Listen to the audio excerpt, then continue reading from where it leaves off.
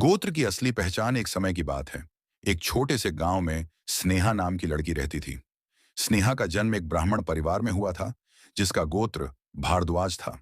उसके पिता हमेशा कहते थे, बेटी, हमारा गोत्र हमारे पूर्वजों की पहचान है।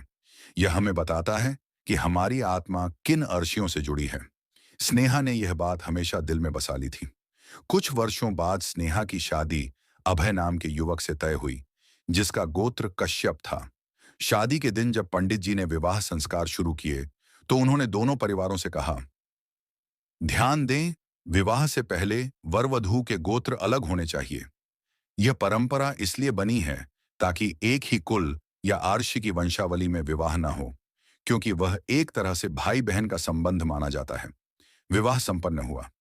स्नेहा अब अभय की पत्नी और कश्यप गोत्र की सदस्य बन गई। कुछ दिनों बाद स्नेहा ने अपने पिता से पूछा, पिताजी, अब मैं किस गोत्र की हूं? मेरा तो जन्म भारद्वाज गोत्र में हुआ था, तो क्या वह अब नहीं रहा? उसके पिता मुस्कुराए और बोले, बेटी, गोत्र केवल पहचान नहीं, यह संस्कारों का उत्तराधिकार है।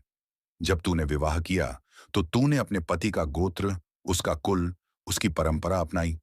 जैसे तू अब उसके घर की बहू है, वैसे ही अब तू उसके गोत्र की भी बेटी बन गई है।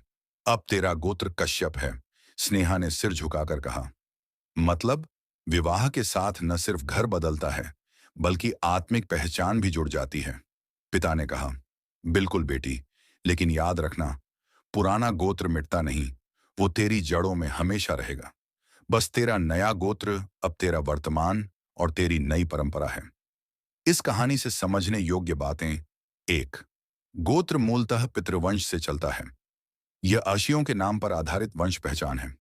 दो, लड़की विवाह के बाद पति का गोत्र अपनाती है, क्योंकि वैदिक परंपरा में विवाह के बाद वह पति के वंश और कुल में सम्मिलित मानी जाती है।